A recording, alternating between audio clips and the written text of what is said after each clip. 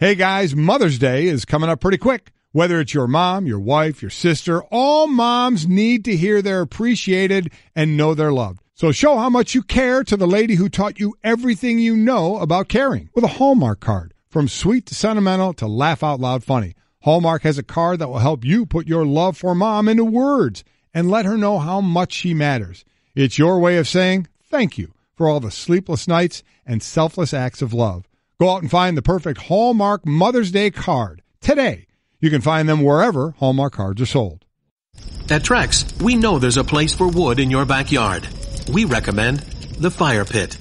But when it comes down to choosing the right material for your next deck, look no further than the superior beauty and durability of the world's #1 premium decking brand. Trex delivers the look of wood without all of the work and the worry, and it's made from 95% recycled materials, which makes it the right choice for your backyard 100% of the time. To learn how to make Trex your next deck, visit Trex.com to order samples. This is the best of Golic and Wingo podcast. Good Tuesday morning, everybody. Welcome into Golic and Wingo on ESPN Radio and ESPN2 for the first hour. We are presented by Progressive Insurance. Phone guests join us on the Shell Pennzoil Performance Line. Mike Golic Jr., Trey Wingo here. And it's official. Toronto is now LeBronto. Wow. I mean, just like the Cavs over the Raptors, we are consistently here for you. We are consistently here for you every day.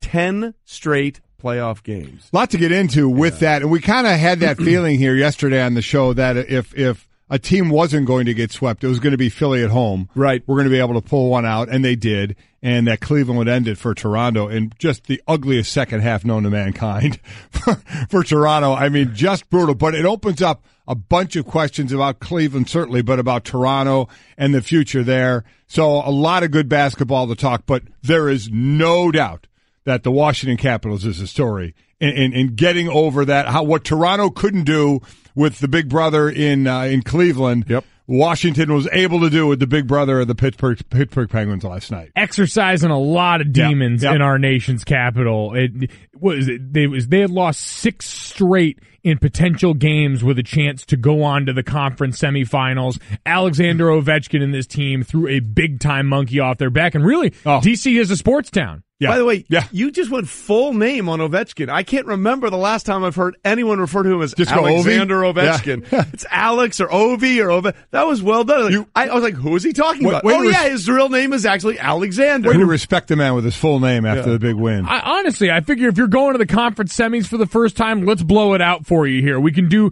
the normal trick in the booth where you got a hard name and you give it the one-time pronunciation and then it's the nickname forever on. On this day, he deserves it. That might be the guy who scored the winning goal, and Yevgeny Kuznetsov. God bless you. Say that one. Yeah. But we'll get to that. He sounds like a Yivy. One of the great calls. You're going to that call is sports, man. Yeah. That call is just fantastic, and that's a little tease. You're going to get that. It's really, really good. And of course, we're excited. It's a big day for us because, as you can see on ESPN2, we're happy to be just enveloped in 1-800-Flowers.com love. Again, Mother's Day's coming up it is. on Sunday, so let's go. Get it going there.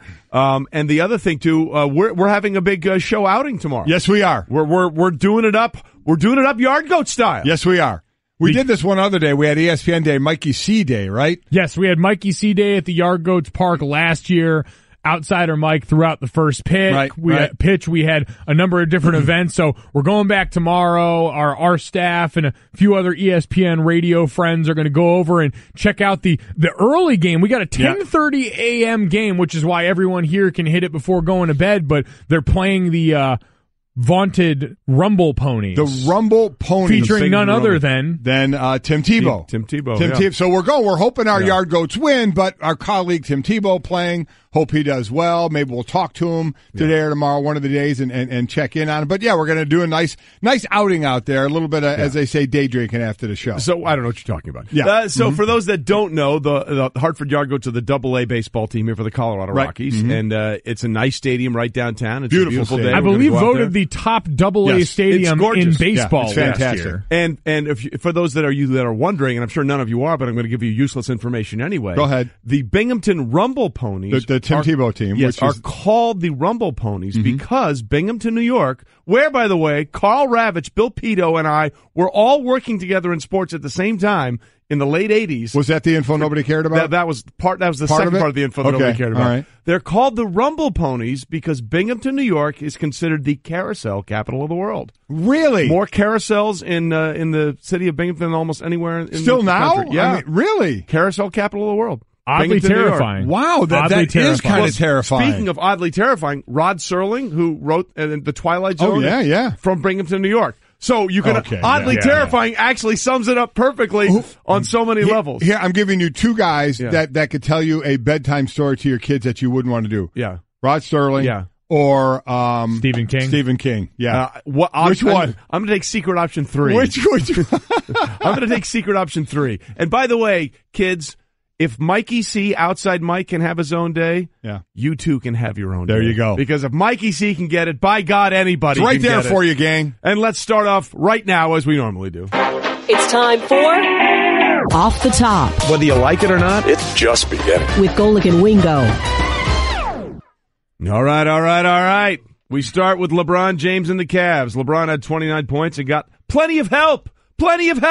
That's the lead as the Cavs completed the sweep of the first seeded Toronto Raptors number 1 seed in the Eastern Conference semis. Cavs starters, included James, combined to shoot 68.5% from the field. The best line of this is LeBron James' teammates were conspicuously present. How great is that? That is such a great line. And a shot at the same time. And let me tell you, if his teammates continue to be conspicuously present, be interesting where this team could go. Yep. Did anybody in Toronto think of covering George Hill as he was going coast to coast down the middle of the lane, of the paint? They were all waiting for him to kick off the ball somewhere, and he's just slamming it. He must have done it 3 times within a minute of that game. It was ridiculous.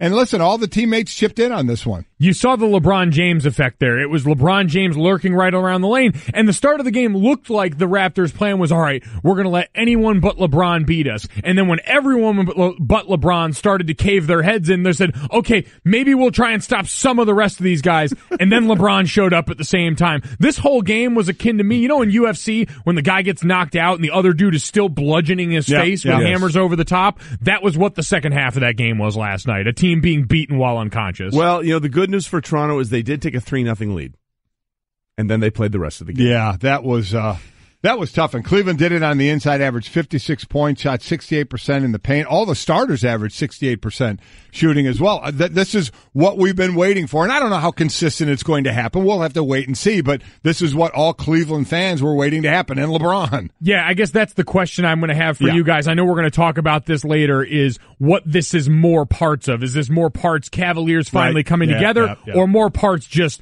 this is the Raptors? Right. Look, well, we can get into that, but you're right. How much of this is the Raptors specifically against this team? I mean, 10 straight playoff games. Ridiculous. 10 straight. 3 years ago, they won the first 2 games in this series, and then LeBron says, no, we're fine, and they haven't lost since to the Raptors. That's ridiculous. Yeah, it is. By the way. Yeah, it is. The only thing that sort of went wrong, according to The Athletic, Rodney Hood was asked to enter the game in garbage time and refused. So we'll have to deal with that going forward as we hit the buzzer. Off the Top. Meanwhile, the 76ers did what the Raptors could not, win a game, staved off elimination with their 103-92 Game 4 win over the Celtics, all because of course, T.J. McConnell. All through the day, you're going to hear comments about T.J. McConnell and adjectives about his play, and it's all going to come down to what's it going to be, Mike?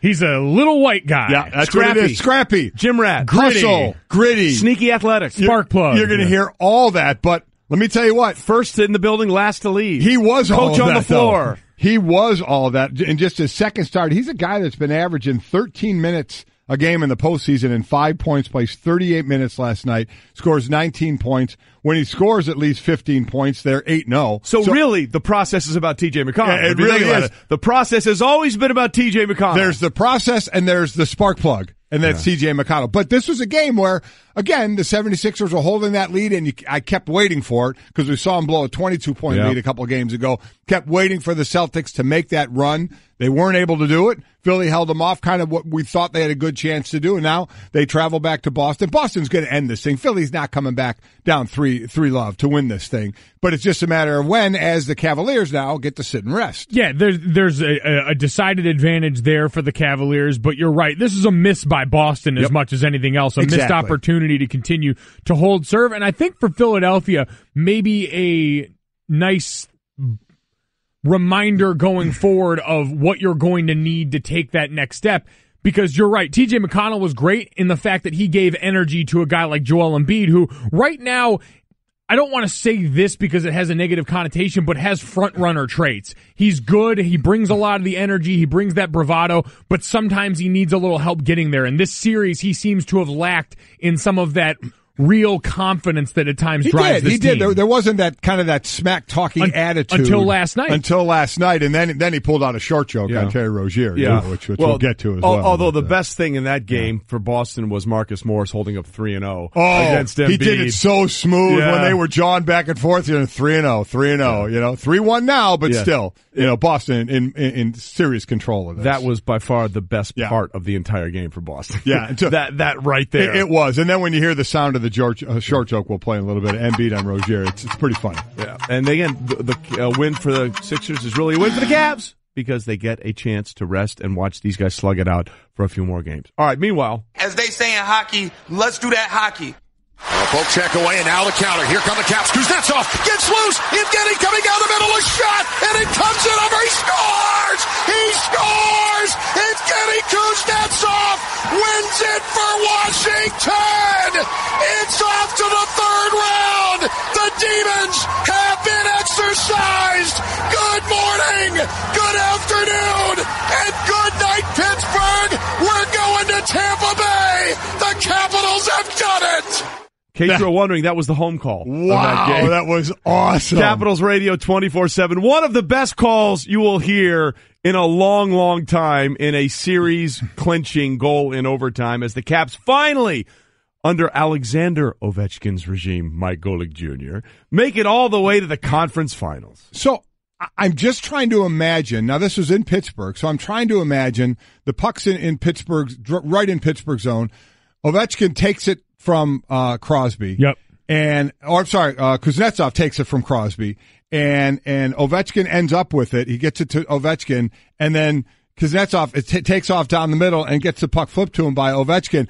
I'm just trying to imagine the fans at that point going, "Oh my God, this could really happen." Or if they're so used to losing, there's no way he's going to score. I wonder if you were a Capital fan.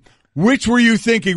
Did you have high hopes that, my God, the curse is going to break, or there's no chance in hell that he's making this puck one-on-one here because of the history with this team? I feel like it's got to be in that realm. Like they fall into that Mets and Raptors category where you need to go in expecting failure so that when you get success, you get a call like that where you can actually hear a person's pants come off. Because there were... There was time to think about all that. Yeah. This wasn't a bang-bang play. No. I mean, this was a developing play, and I would love to know the true feeling of Capital fans in that one, how they thought that was going to go. I think the entire time in their mind, they were probably thinking, "You've got to be fucking kidding me." Oh, that's probably what it was. They were dancing on the line. Again, the last time the Caps were in the conference finals, gas was $1 a gallon. Really? It has been a long time, and we are running up to the rail one more time on the top. Really good stats about that one that the buzzer just took away. But we'll get to it. From cities. Hey, the buzzer doesn't define us. You throw out one of those stats right now. I will. Most consecutive sports seasons complete. I'm not going to do it with the buzzer because that's going to take it away, and that's not going to. Nobody's going to want to listen to come back for the Cap stats later. They're idiots up back there. Got to break some fingers. He is our Newmans. He is dancing. He is. He's not coming to the game. No, he's out. He's out of Family Feud. He's out of Family Feud, and he's out of the game. And by the way, saying in hockey, you go ahead. Predators won 4-0 over the Jets. That series is 3-3 going to a Game 7. Jason Fitz got to be out of his mind. Going to be a Game 7 Thursday night in Nashville. You know how much beer is going to be drunk out of catfish? Going to be ridiculous. Or for Jason Fitz, cherry vodka. Yeah, there you have Blatant it. disregard for the off-the-top buzzer. Yeah, Off the top. Meanwhile, no disregard for George Springer, the leadoff hitter and reigning World Series MVP for the Astros, 6 for 6 in Houston's 16-2 rout of the Pirates. He doubled and scored in the first, 3-run homer in the third, then singled and scored in the fourth, then 3 more chances to complete the cycle, but he got 3 singles. Really, his average jumped from 264 to 292.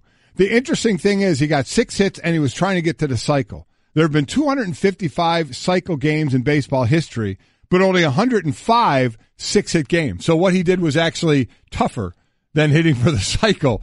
Though I would imagine you just love to hit for the cycle. 6-hit, he said he was speechless and shock over it. Pretty amazing. He became the second player in club history to go 6 for 6 and first to do it in a 9-inning game. Hall of Famer Joe Morgan did it in a 12-inning game against the Brewers in 1965 during his rookie year. What a great feeling of being in the zone going 6 for 6. Yeah, got to be a good, again, for the hardest thing to do in sports in my mind, which is hit a damn baseball, and for a season where we've seen more often than not that people would rather whiff on baseballs. Yeah. There was a really interesting article on .com about the the amount of strikeouts that we're seeing, the trend over the last couple of years, and what it makes for visually pleasing, entertaining baseball in some people's mind. This is entertaining, watching a guy go up there and be able to make contact every time. Well, listen, he's been on that magical run. I mean, since 2 years ago when the Sports Illustrated put him on the cover and said the Astros will win in 2017 the World Series, and of course they not only do, but he's the World Series MVP, and now he goes 6 for 6.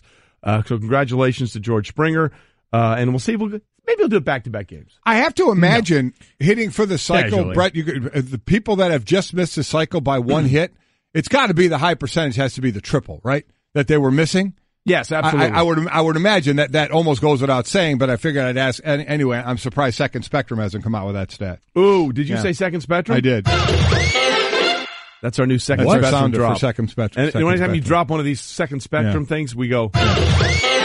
There you go. What is that supposed to be? Just what is Second Spectrum supposed to be? There you go. Exactly. Thank you very much. Exactly right. All right, and we finish up. Off the top. Red Sox first and Yankees second have the 2 best records in baseball entering tonight as they get set for a 3-game set at the Bronx. The last time these teams met with the best record was June 2nd, 2002. Red Sox were also first, Yankees second. Pitching matchup tonight, Drew Pomeranz against Luis Severino. The Yankees have won 9 straight home games, haven't won 10 straight since 2008. What's interesting here is the 2 different hot streaks. Going up to April 20th, the Boston was 17-2. The Boston. You just went the Boston. The Boston was 17-2. With Alexander Ovechkin. Since April 21st, the Yankees, like the Boston, were 15-1. So 2 streaks back-to-back for these teams. Now, as a top 2 team, top 2 records facing off against one another. First time 2 teams will play entering with a 700 or better win percentage since 2002. So we're seeing, I think in baseball's mind, the 2 teams that they would like to see at the top of their game at the same time together. Those early 2000s Red Sox-Yankees rivalries were among the best in sports. Those are the ones that define my childhood. If you can get back to some of that with the bright young stars you've got on this team, baseball's in a good spot. And I think, Mike, it's all about defining your childhood. That's what we want to Isn't it? In all any right. way, shape, and form. Bet right here, 3-game set. Yeah. Stanton, over-under. 8 strikeouts? I'm going to go under. I'm going to be optimistic. There's no reason for me to be, but I'm going under. 3 games, 8 strikeouts, over-under. Hammer the over. Really? So if you go over, that's not averaging 3 a game. Yeah. Okay. I mean, it's nothing. It's nothing I haven't seen. Unfortunately, I know. I'm not sure you actually did the math there before you went hammer the over. Because doing math for nerds. Get at least. So you expect he's going to have a golden sombrero or another platinum sombrero game? Well, no, he doesn't have to. All he has to do is go 3 strikeouts a game. Right. That's Second Spectrum stat right there. Let me just say this. Yeah. It was my understanding that there would be no math. Sorry about that. There you go. But that was almost a Second Spectrum. Yeah, it was. Stat. We've stunned Junior in silence. I'm so happy about that. I'm trying to distance myself from that bit of production right there. Luck. I don't want any association with that. I'm an inch further over here. Wait, so you want any part of this? Just want to make sure that's the one you're talking. I want to make sure we're sure about that. It was that one, right? Right. It sounds like the zany end to a Disney cartoon musical number. What, you mean this one?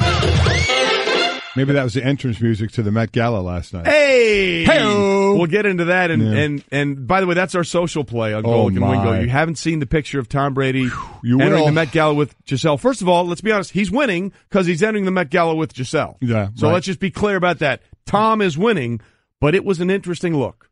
And we're going to let you all caption it. We are taking all thoughts and interpretations of exactly what was going on there. Golic and Wingo, presented by Progressive Insurance, cars, homes, boats, motorcycles, RVs, and more at Progressive.com. We will get into exactly what this series means for LeBron James and the Cavalierettes. Remember, it used to be the Jordanaires or the Jordanettes in Chicago. There you go. So what does it mean for the rest of this team going forward? But what actually can and should you do if you're the Toronto Raptors? Golic and Wingo. And Wingo. Mm-hmm. Trey Wingo and Mike Golic Sr. Golic and Wingo on ESPN Radio and ESPN News, presented by Progressive Insurance. All phone guests join us on the Shell Pennzoil Performance Line. By the way, that rejoined perfect because Tom Brady once again making a fashion statement, as he always does. And we're again asking at Golic and Wingo what you think of that We've heard the Matador, the Three Amigos, the I don't want to Bond be a villain. Yeah, I don't want to be a pirate. At this Met Gala, which I heard you talking about it this morning, Mike. I'm with you. I don't understand. It's supposedly it raises money for a charity that we know nothing about. So it raises money for the Metropolitan Art Gala's Costume Institute. So it raises money essentially for itself. So people wear costumes to raise money for costumes. Yes, and so basically you pay money for your seat at the table, but a lot of times designers will pay the money because it can be up to 30 grand a person. Ticket, right? So it's almost, I think it's like $275,000 a table, but a lot of times designers will buy up a table and then put everyone in their clothes at the table. So, but these are clothes nobody's going to be buying. I mean, Rihanna was dressed up like a bedazzled pope. I mean, where are you wearing that? Hey, I think I'll pull that one out Thursday when I head out to the bar. If you can get me a bedazzled Pope costume, I will wear it on the show tomorrow. Because there's a theme every year, right? And it was Heavenly Bodies or whatever. Yes, Heavenly Bodies. Yeah. So anyway, go check it out. It's the picture if you haven't seen it, and then give us your reactions to what you think it is. And by the way, we're understanding that Tom is winning. I mean, he's showing up with Giselle, so we're showed up with a heavenly body. Exactly. We're all just a little jealous. Let's be clear about that. He's really into mock turtlenecks, isn't he? Though, that's him and Mike Bray are the only modern American men. Tiger Woods is like, dude, I was doing that in 2003. Yeah, and Bray gave it up. Golf course in 2003. Bray let it ride. Now he's not wearing shirts at all at the Maui invite. Very true. Important information. Oh boy, we appreciate that. Mm-hmm. But Tom Brady is arguably the greatest quarterback of all time, but is not the highest paid quarterback of all time. That right now is Matt Ryan. I believe he got $100 million all guaranteed. $30 million a year. $30 million a year. And we're getting to this point where how much is too much to pay a quarterback? And yesterday we had Hall of Famer Grand Poobah, and as I call him, the CEO and our executive commander in chief, Bill Polian, on the show, and he said, "Look, when it comes to paying a quarterback and its relative value to the cap, there's a certain number you have to avoid. You get a little nervous when one player makes a little more than 18% of the cap. Right. That's sort of the Maginot line, if you will. But, with Aaron Rodgers, so what? Okay. There's always the exception, exactly. Right? But just real quickly, do you have any idea, Junior, when he says the Maginot line, do you know what that refers to? No clue. Okay, that's France's defense against Germany in World War II. They had this Maginot line that was going to work, and it didn't work at all. I was going to say, it worked about as well as any of the other French defenses. Yeah, correct. Seems so. Correct. And there's only one quarterback past that Maginot line there. That would be Jimmy Garoppolo. Yeah. He's at 18.8%. His is kind of a deal, though. He's got to get some incentives to hit some of the numbers. Yeah, like any of the other modern contracts, there are a lot of things built in there that make them smarter deals than the big numbers that we get reported, especially initially. So the bigger question becomes, at what point are we hitting the point of tipping over the iceberg here? Because if you're a starting quarterback, right, and you're relatively good, not even great. If you're relatively good, you're going to get pretty much for example, Andy Dalton's deal at the time.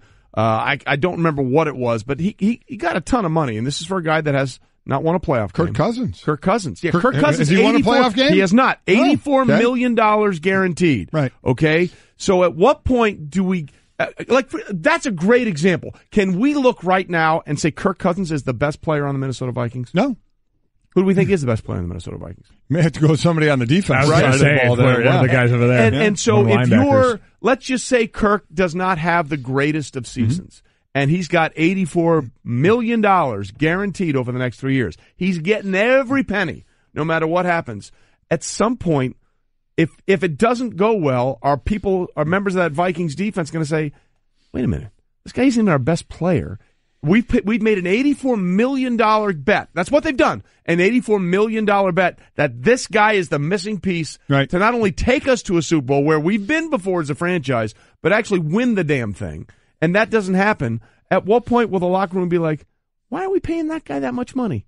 When everybody else, I know I'm better at my job than he is at his job. It's already going on, but it's never going to change. It's the market. I'm sure there are plenty. I understand the market won't change, but will the temperance in the locker room change? That would have changed anyway if you hadn't have made that move, and all of a sudden the difference is Case Keenum on your team from winning and saying, oh, we could have had Kirk Cousins this offseason. If things go bad, there would have always been something to blame that wasn't the best parts of the team. That's kind of how this whole thing works.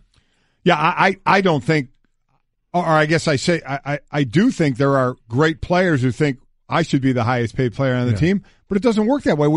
And that's the one thing about players are way smarter than we give them credit for about their own sport, in any sport. They know the pecking order. They all know it in a locker room, and they know how it all works. They know who's going to get the money. Quarterbacks are going to get the money. Quarterbacks are going to be the highest paid. Does it always seem fair? No, but that's how it's going to work. So there's an acceptance of that. Everybody will try and get theirs, and they may not be able to get as much. But if you're that standout great player, a J.J. Watt, you're going to get your money. But you won't get quarterback money. But the guys understand that. I think the point you were getting at earlier of when does this reach a tipping point, at least as far as how much of the cap gets eaten up, is what we're getting ready to do with Aaron Rodgers, right? Yes. Because right now all of these guys have been very good.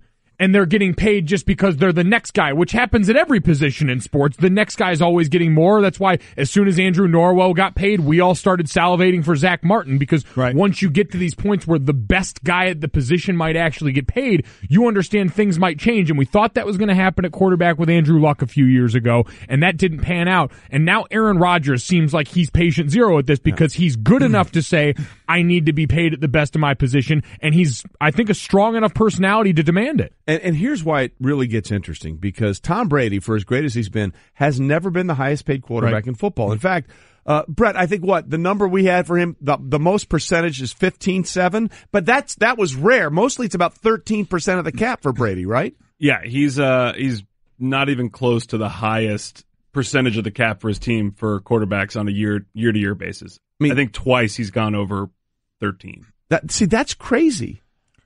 Listen, crazy to me is the fact that who is the highest, who I just said has the highest percentage of the cap. That's Jimmy Garoppolo. A guy who has started a handful of games. 7 games. A guy who was a backup, got to play when Brady was suspended. Hasn't lost, though. Got hurt in the second game of that. Yep. Goes to San Francisco. You're right, hasn't lost, but is a 7-game sample and has taken up 18.8% of the 49ers cap. I mean, that's where we are right now. It's a little nuts. And in some cases, these quarterbacks are asked to not take as much to help the team. It's so weird in some sports. You have basketball where if it was actually a free system, how much would LeBron make a year? But they're all capped, so he can only make as much as the other max guy maybe on his team or however they're capped somewhere. It seems so wild in this free system. It's not really free to make, and no one's going to say, oh my God, he can only make this. But to truly make what you can make, there's only a few out there that are going to say, I'm getting my money no matter what. Tom Brady's not one of those guys. Tim Duncan wasn't one of those guys. And then the expectation is for, hey, look what these superstars did. Maybe you should think about doing that for your team. And that's why we need to remove that, because these are outliers. These are exceptions, so we don't need to treat them like they're part of the true sample in all of this. They're anomalies for a reason. They will exist. They are great for their teams, but they can't be expected in other places. And so what you need to do is look at places, all right, like the Jimmy Garoppolo contract, that's going to look weird for a while, but it's going to provide them stability long-term in that spot and the ability in a couple of years, because what happens with all these contracts? 2 or 3 years down the line, get redone. All of a sudden they get redone, and they don't look nearly as bad when the next wave keeps going through. To that point, you look, Drew Brees for 3 years was making about $30 million, and now his cap hit is about 13%. With the way things have gone. So, look, you just have to be wary of it, because at some point it gets really, really, are we upsetting the apple cart here? Golic. I tell you what, a great sports night last night, no doubt about it. And Wingo. What a day, what a show, what a time. 1, 2, 3, 4.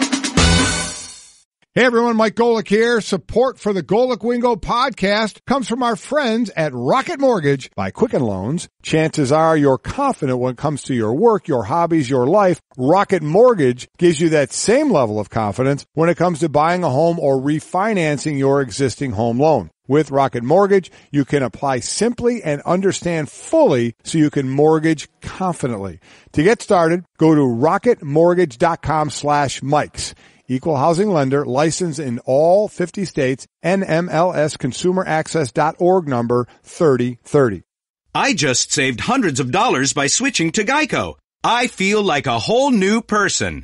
Disclaimer, you will not become a whole new person. This is impossible. You might be able to join a gym or diet program, buy a new wardrobe, get hair implants, but your DNA and physical form will remain the same. Geico waives any and all liability if you attempt to become a new person, except a cyborg. If you choose to become a half-human, half-cybernetic organism with lasers for eyes, the Geico legal team would be cool with that, because, quote, laser eyes are pretty sweet. Pew, pew, pew, end quote. Geico. 15 minutes could save you 15% or more. Let's bring in our next guest. Frank Vogel is with us, former head coach in the NBA, most recently head coach with the Orlando Magic, began his career with the Boston Celtics. But Frank, before we get into any of that, let me just say I was not aware of your incredible run on the David Letterman show doing stupid human tricks. Twirling a basketball and brushing his teeth at the same time? Of course. Who didn't do that at 13 years old? I thought everybody did that. So you were 13 years old when this run. Do you remember the actual date of the program? I do. September 16th, 1986. Just so you know, Frank, how weird things. There was better than a 70% chance that I was in the studio at the time when you were doing that, because I was a page at NBC in 1986. We were the stupid goofies that stood there in blue blazers and khaki pants and made sure everybody got where they needed to be. So who knew all those years later we would be having a David Letterman page and stupid human contestant reunion right here on ESPN Radio. That's a big reunion. That's a big deal. It's huge. We probably spent some time together that day. That's pretty funny. And for those that are wondering, because Trey said brushing your teeth and spinning a basketball, it wasn't spinning a basketball on his finger and brushing his teeth with his other hand. It was spinning the basketball on the top of the toothbrush, and then while it's spinning, brushing his teeth with the brush end. Very, very impressive, have to admit. How did you learn that? Yeah. Well, what was the thought process behind, I'm going to take a basketball, I'm going to spin it, I'm going to put it on a toothbrush, and then I'm going to brush my teeth? Well, I learned it at a basketball camp where an instructor was using a motivational speech to tell all the kids not to be satisfied with an achievement, and that you can do anything in the world if you put your mind to it. And he became good at spinning a basketball, so he said, I'm not going to be satisfied with that. What can I do next? What's going to be my next challenge? So he started spinning on different objects, and I was about the same point in terms of just learning to spin a basketball, and I wanted to challenge myself too, so I learned how to do these tricks. That's very impressive. And in a segue to that, the if you put your mind to it, you can do anything speech didn't work in Toronto. Because they weren't able to put their minds enough to that one. Thank you. So before we get on the court there, I've talked about this in my sport of football, and I think it goes on everywhere. I'd like your opinion that forgetting the physical part of the game, that you can actually be in the mind of someone, that it can get so bad for a team that you're in a position where you wait for something bad to happen. Do you buy into that? I think there's certainly an element of that in sports. I don't know how much of it was, prevalent in this series, or if it was just the fact that Cleveland played better and LeBron just rose to a level that even he hadn't reached before. But I think that's certainly part of a dynamic like this. Well, it's certainly part of it, but look, we'll get into LeBron in a minute, because obviously it's just amazing what he's been doing. But if you're the Raptors, Frank, what do you do? I mean, you have two options. You can either say, well, we got to make a change, so we got to do something, so we'll fire the coach, which looks like that may happen in Dwayne Casey. Or you can be honest about it and say, look, whatever reason we've constructed this roster the way we've constructed it, it really isn't working, so maybe we need to rethink that, because it clearly works in the regular season, but it has not proven to bear fruit in the postseason. The answer is all of the above. Anybody that is in a situation like this is going to evaluate everything from how can they set up their roster better to have success against LeBron.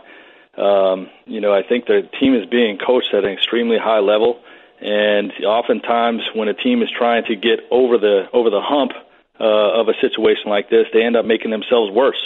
I've seen it time and time again throughout my 20-year career in the NBA, and they've got to be cautious against doing that. Sometimes just staying the course and making a subtle tweak here and there, can be a difference maker. Maybe OG Anunoby is a better player when he's not a rookie. Maybe they bring in a guy that can match up, maybe a veteran that can match up with LeBron better individually. There's a lot of things you could do. Maybe they shift their roster so they can better combat Kevin Love at the 5, which was an issue for them in terms of forcing them to go away from some of their strengths. So there's a lot of things you can do roster-wise to improve, and part of the mindset is you're at an elite level right now. You can't get past this guy. So, are you going to do something that's going to sort of knock you off that perch of not being the number 1 seed and take a step backwards as opposed to trying to take a step forward? We're seeing LeBron's teammates really play a lot better. Do you think that's more of a function of them just meshing better now, or the opponent of it being Toronto and not the Pacers, of which they struggled? Well, I think it's a number of things. First of all, the team was basically assembled mid-season, which is remarkable that they're having this level of success. And you have to credit Ty Lue, for defining the roles. The one thing that's always been strong about the Cavs is obviously LeBron's greatness is out there, and they've had Kyrie and K-Love, but the role players have always understood their roles, whether it was making the defensive plays or knocking down open threes, or Tristan rolling to the basket and having his role of being a dominant offensive rebounder and finisher inside. Those guys understanding their roles. It falls on the coach, and Ty Lue has put those guys, giving them confidence and green light in situations to have success. And there was a big jump, obviously, from last series to this series, in terms of those guys understanding their roles. The other thing that was missing last series was they really didn't have George Hill the whole series. And, I coached George Hill for 5 years, and he's a terrific basketball player on both ends of the floor. So he's a difference maker for this team. And you saw that last night. You saw that in Game 7 of the Indiana series, and he's giving them a big lift. Frank Vogel with us, former NBA head coach, breaking down the playoffs as it looks like LeBron James is playing maybe better than he ever has, Frank. And look, obviously he's been younger and probably been a little more athletic, but I'm not sure his basketball IQ has ever been higher. And the NBA's most valuable player award is probably going to go to James Harden. But if you look at the actual wording of the trophy, more valuable than anybody else, is there any one player that's more valuable to his team than LeBron? There's not. I mean, it's not even close. It's not even close, no, right? No, there's not. Yeah. He's the best in the world. And, the impact he has, not just with his individual play, but what he does to his team, in terms of, just giving them the confidence and, the IQ that he brings to the table, the mental piece of it, really just separates him from everyone else in the league and, maybe everyone else in the history of the game. And, he's obviously doing some special things, and, I don't know who's going to get the award, but, obviously LeBron's the best player in the world. As far as moving forward, and that's what we can do when you have a radio and TV show, you don't have to stick with and wait for it to happen. We all don't think that Philly's going to come back. Now it's 3-1 when they were down 3-0, and that it's going to be Boston and Cleveland. So let's look at that for a moment and get a thought from you on that game, that series, and give us the matchups in there that would intrigue you the most of the individual players. Well, again, as a coach, I'm always reluctant to put the cart ahead of the horse. Philly's not out of it yet, but I understand what you're saying. If Boston matches up with these guys, you got some young athletic guys that can match up with LeBron on the wing, but like the Toronto series, they're still very inexperienced. The one difference I think that Boston has that Toronto didn't really have is what Al Horford brings to the table. One of their Cleveland's sort of secret weapons is when Love slides over to the 5, it just makes everything more difficult for the defense, and it forces a lot of traditional teams to go away from their strengths, like we saw in that Toronto series. And their ability to slide Al Horford over to the 5 when needed, and still have a big time power forward in Morris, in there who's experienced and super talented. Just gives them the ability to match up with that lineup a lot better than what you saw with Toronto and what you saw with a lot of different teams, including my Roy Hibbert team with the Pacers. When they would slide Bosch over to the 5, we always had trouble with that, and that was one of the reasons we couldn't get over that hump back then. So, I think that's the big thing to keep an eye on is, Horford at the 5. Frank Vogel with us this morning, former NBA head coach, has been in the league and coach for a lot of years. One of the things that's really interesting, Frank, it looks like we're finally going to get something in the West that we've sort of been waiting on since, like mid-February. It's going to be Houston looking to take down Golden State. Look, they both have one more game to win. I get that. And Chris Paul said, been here before, and bleep went bad. We understand that. But in all likelihood, there's a very strong possibility that it will be Golden State and Houston. Are you convinced that Houston can give Golden State more than they've had to take in any of the recent 3 or 4 years to get back to the conference finals? I mean, the finals in general, sorry. Well, I definitely am, and I thought the best chance any team had against Golden State was San Antonio before Kawhi went down.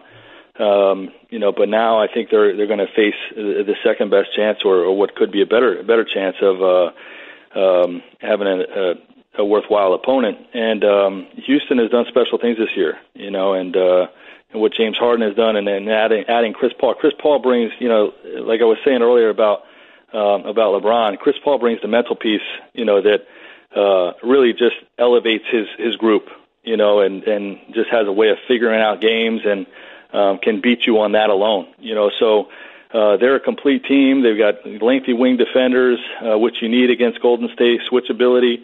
Obviously the Capella and Harden combo is as good as anything in the league right now. And, they're definitely going to be a formidable opponent. It's going to be a great series. Frank, if it gets there. Yeah, when it gets there, right. That's the coach in him. I get that. I understand that. Frank, as we go to break here, the last and most important question: can you still spin a basketball while brushing your teeth on the toothbrush?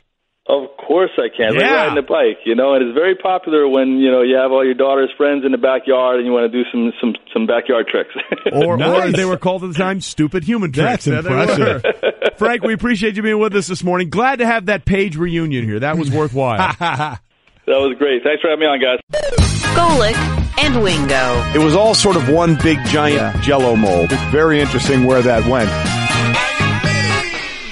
Golic and Wingo, ESPN Radio and ESPN News, presented by Progressive Insurance. All phone guests join us on the Shell Pennzoil Performance Line. I just messed that up. On the Shell Pennzoil Good song line. here. Very fitting song. Yes, I wonder why we play a Bruce Springsteen song. Oh, I know why. Because Al Leiter of the Major League Baseball Network, longtime pitcher in the majors, joins us. And we'll get into what's going on in the majors in a minute. But Al, congratulations. New Jersey Sports Hall of Fame. Well done. Yeah, well, thank you very much. I'll tell you what, Trey. There are moments, and Mike, I'm sure you've had them. I guess you get a chance to do something as I did as a baseball player, and you get recognized by your home state.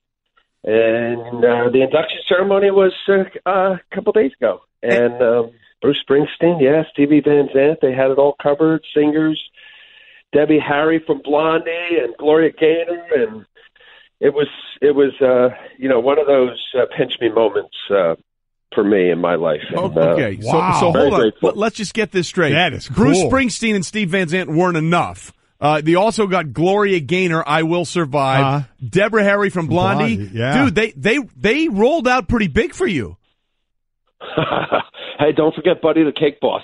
Yes, Cake Boss. Him. Small little state, and I'll say this, Mike. But you're from Ohio? Yes.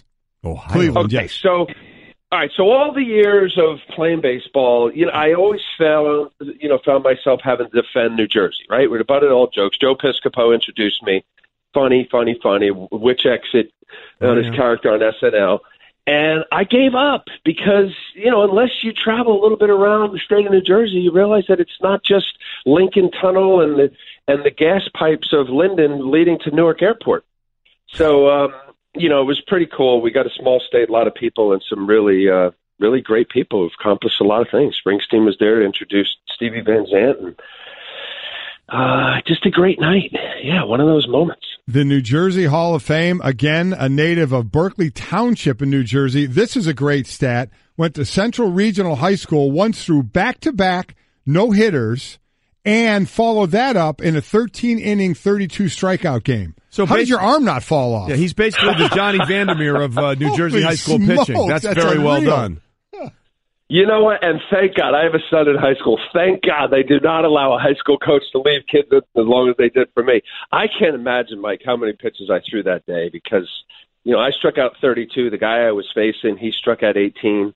We had 50 combined strikeouts. I had to have thrown 200 pitches that game. That's nuts. So thankfully, finally, people are wising up and realize that can't be good for a 17-year-old arm. Wow. By the way, how bad does the guy who struck out 18 have to feel bad? Yeah. I struck out 18 and I lost by 14K. I mean, that's unbelievable, Al. Yeah, he was good too. I think he got drafted. His name was John Spinapar, heck of a football player, all-state from Wall Township, and he was good.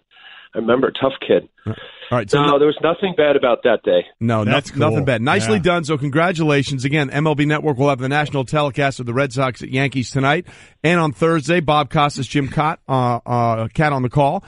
So more on. Let's talk about the Red Sox and Yankees here for a minute. Look. The Red Sox got off that blazing hot start, Al, and then the Yankees have just steamrolled everybody, 15 of 16. I mean, this is pretty much what you live for, right? These are the names and the teams that you want to see doing well as we get into really the warmer summer months here. Yeah, exactly, Trey. Listen, I always thought about rivalries, right? I mean, the Red Sox-Yankees will be forever eternal rivalries because mostly, not just because they're, a 3-hour drive up 95 from New York to Boston, but they're always competitive and they're always good for the most part, certainly these last few years. Did the rivalry get a little less aggressive, I think, since the Red Sox have won 3 World Series? Since 2004, probably. I think there was always a little chip on the Boston fan about New York, and the Yankee fans will rub it in your face. But certainly, I think what elevated for me watching these two teams was what happened to Tyler Austin. It kind of showed emotion in a time in a game where you don't see emotion anymore. You have umpires coming out because of instant replay. There isn't, the fights, the brawls, the intensity, and quite frankly, the aggressive kind of ways of someone living in certainly New York, New Jersey, and the Northeast, they kind of like that. So when I saw that, not to encourage fights, I'm not. And I actually think it was kind of ridiculous. This isn't the days of when Hal McRae would take Willie Randolph and literally bop him out into left field. I kind of like that. I think people want to know that their players are into it and can get mad and show the emotion that's needed for, even though it's not a contact sport, you have to play with aggression. I mean, there's a little white ball that's 5.5 ounces. Guys throw it 100 miles an hour, and you can get hurt. So you have to play with intensity. And this series has every bit of that. These two teams are right now the best teams in baseball. Do you still get the air of that? I know players play hard. It's 162 games, but the air with the fans as well. This is like game, 35? And these two teams play together 19 times during the season. So when you were there early in the season, did it still have that air as much as late in the season when the meaning maybe even more on those games? Yeah, good question. I'll tell you, Mike, I live in New Jersey, and just watching the Yankees, and this is a likable team. It really is. I think even for people who don't want to like the Yankees or aren't Yankee fans, what they did last year with the kids, it was an accelerated process for the Yankee organization to eventually say, wait a minute, with these young kids and Gary Sanchez and what Didi Gregorius has been doing phenomenal after the retirement of Derek Jeter and certainly Aaron Judge, hey, we got a good team here. We have a young ace, Cy Young type pitcher in Luis Severino. And they accelerated it by, trading for Sonny Gray. They brought in Todd Frazier. And, we know what happened last year, 1 win away from the World Series, losing to Houston. I think with this team, people are paying attention. I keep hearing about baseball, maybe, not having, the fans and, everybody's distracted. They can't watch a 3-hour game. I don't know about that because I'm talking to people who aren't like into looking at the box scores every day. And they say, hey, did you see the game last night? Did you see the game last night? So with that, I think there's a better focus on baseball. I really do. I know the NBA playoffs are going on in hockey, but at least here with what the Yankees are doing, And you make a good point with early in the season, it's generally not as interesting as September. Right. I think there's a nice buzz to this. There really is with both of these teams. No, you're right. And look, baseball is different than almost every other sport. Is that there are certain franchises that they need to do well for it sort of rise all boats. You know, a high tide rises all boats. And it feels like when the Yankees, Red Sox, Dodgers, and even the Cubs, can get interesting suddenly, and the Cardinals, everyone's like pays more attention to Major League Baseball. One of those teams that's really doing well, as we're talking to Al Leiter of the MLB Network, is the Angels. Look, they have Albert Pujols going over 3,000 hits for his career with 600 homers, one of only 4 people to do that.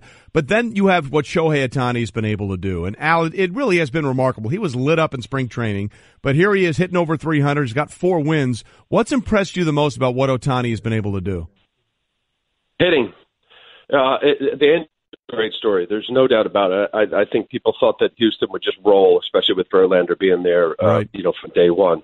Shohei Ohtani, my feeling has been, and I know right now I'm wrong because he is batting 340 with four home runs. I just watched him on a lot of tape when he was in Japan. As we do at the network, we do breakdowns and demos and things.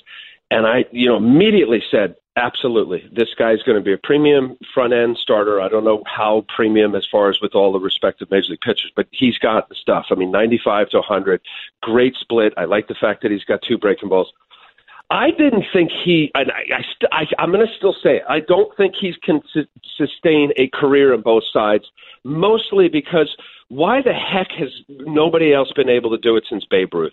I mean, it is not that easy. The training that these guys go through every single day, the arm care as a pitcher and your routine of workouts and throwing and long toss and all of that leading up to your start is one thing. And now you got to get in the cage. You got to get extra hitting. You have to do the things that Major League hitters do every day that people don't see 3 hours, 4 hours before the game. I just think I just don't know if it's possible. But as I say that, he's doing great on both sides. So I think it's a great baseball story. It really is. Let's stay with that team. We're talking to Al Leiter, 2-time All-Star, 3-time world champ, again inducted into the New Jersey Hall of Fame. Albert Pujols, 3,000 hits. He's there, one of only 4 to go 3,000 hits, 600 home runs. We had John Smoltz on yesterday, and basically Pujols kind of owned him, hitting 368 against him. You owned Albert Pujols. Yeah, you did. He was Jersey pride, baby. 1 of 11 against you. So, Al, tell us how you owned a guy that's going to just walk right into the Hall of Fame. Mike, you're setting that up. I would never say I owned Albert Pujols. No way. Maybe I got lucky. 11 at-bats is not enough. I think I retired about when no, I guess he had a few years in. I don't know. You know what? Guys like Albert, I mean, Vladimir Guerrero, who had a tough time with me. I was goofy in a way that I wasn't your typical left-hander. I busted guys in. I had a cut fastball that was almost as fast as my fastball. And most of the guys that want extension and swing big and go yard ball, I like those guys. I like facing McGuire and Sosa and Canseco and any other guy that tried to hit the ball out of Yellowstone because of my approach. No. I'm not going to go there with you, Mike. Listen, I thought you were going to tell me about 3,000 hits or 300 wins because, as we go further along and watch the sport evolve, I definitely think the 300-game winner is out. I mean, CC Sabathia will be pitching the 3rd game against Porcello, who's had a great rebound early on the Thursday game against the Yankees. We're not going to see that anymore, fellas. I think 250 at best is going to be the new 300. But certainly King Albert getting the 3,000 hits, what a guy. And I know he's been banged up the last few years, with a variety of injuries, but he was a heck of a hitter. He certainly was, but he never had Bruce Springsteen show up to his State Hall of Fame induction ceremony. Yes. Just throwing it out there. Al, we appreciate you being with us. Again, Red Sox Yankees tonight on the MLB Network. Thanks, Al. Thanks, Al. Thanks, you guys. Golic and Wingo. Let's not expect too much. There's only one person out there that's expecting way too much out of this guy too early. We know who that is. It's his father.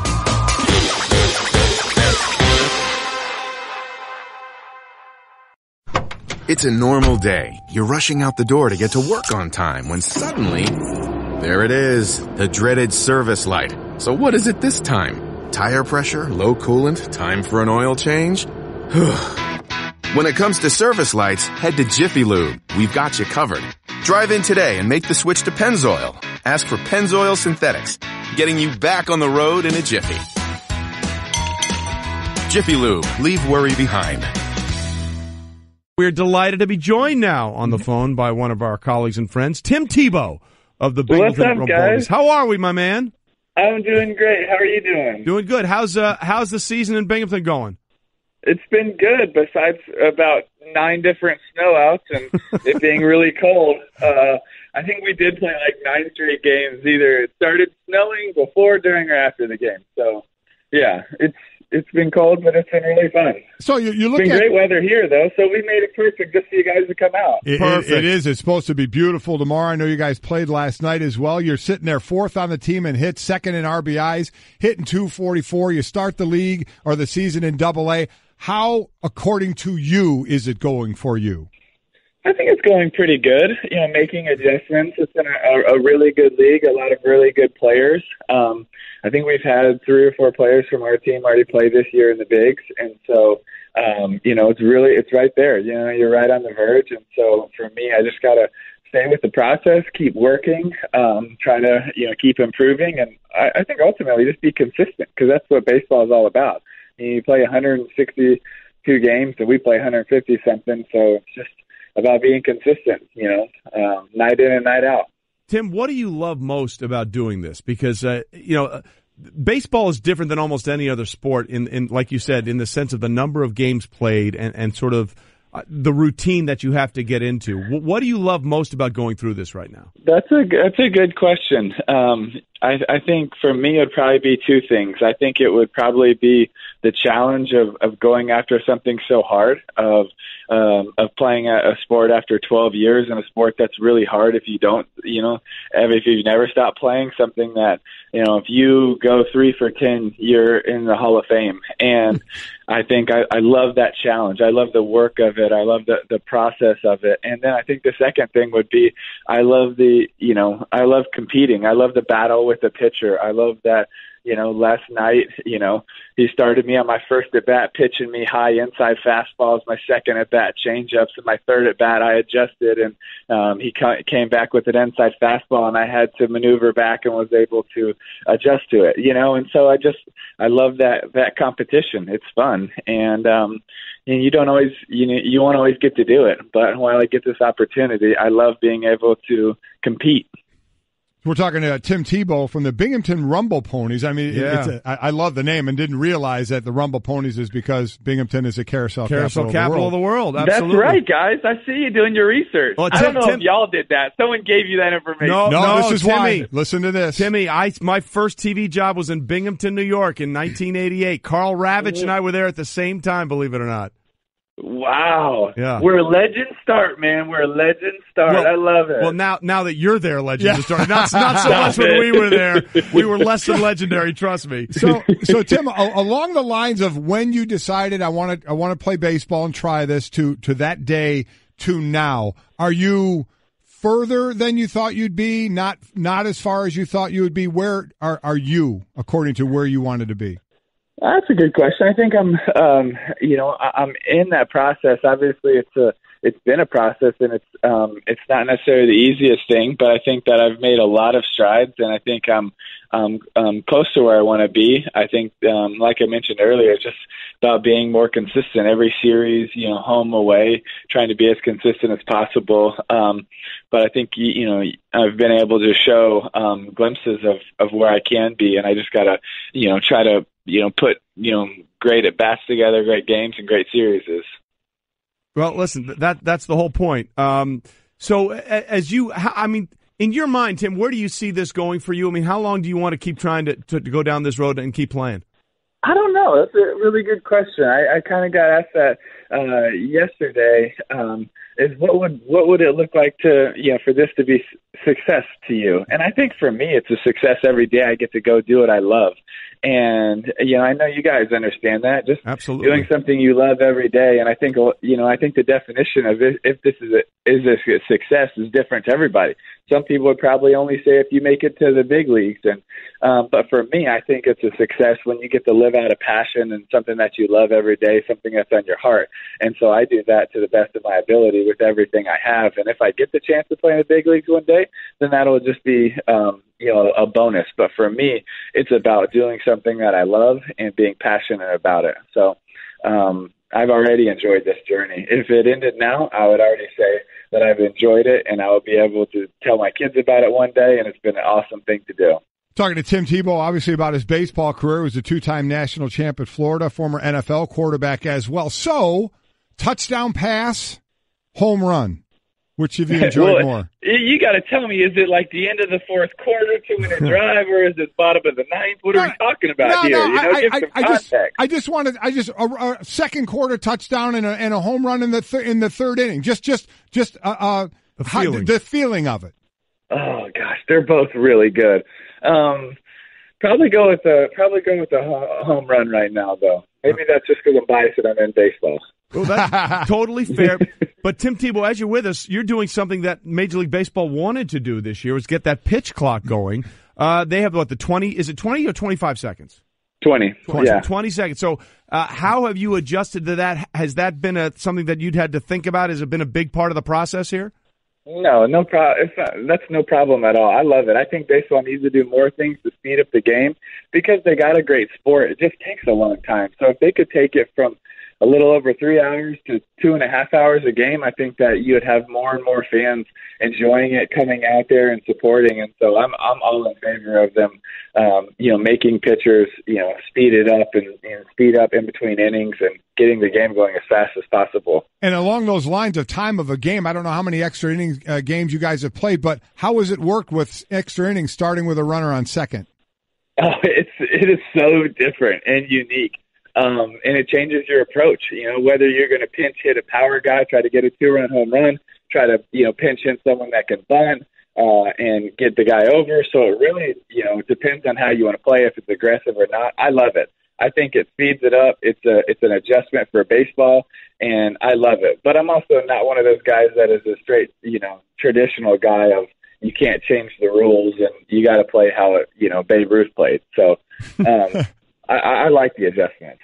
All right, Tim. Well, listen, we love you. We're workmates and all that, but we probably got about 15 people coming from our show after the show tomorrow to the game. So I'm not going to lie. We're going to have to be rooting for the Yard Goats, and we're probably going to have to heckle you, just so you know. That's okay. You know what? I don't think it'll be my first time. Let's be honest about that. There may have been a few people last night that have been saying things that I probably won't repeat to you right now. Well, the other thing we can probably say with great certainty is we will say nothing original. No, we won't. That much we can say, but we will say it with great verve and enthusiasm. Yes, that much we promise you. I love it, guys. Y'all are the best, man. Keep trusting me. Thanks, Tim. We appreciate it, man. Have a lot of fun. We'll see you tomorrow at the game. See you guys. This has been the Best of Golic and Wingo podcast. You can listen or subscribe on the ESPN app, Apple Podcasts, or just ask your smart speaker to play Golic and Wingo. Plus, you can check the guys out live weekday mornings from 6 to 10 Eastern on ESPN Radio and on ESPN News.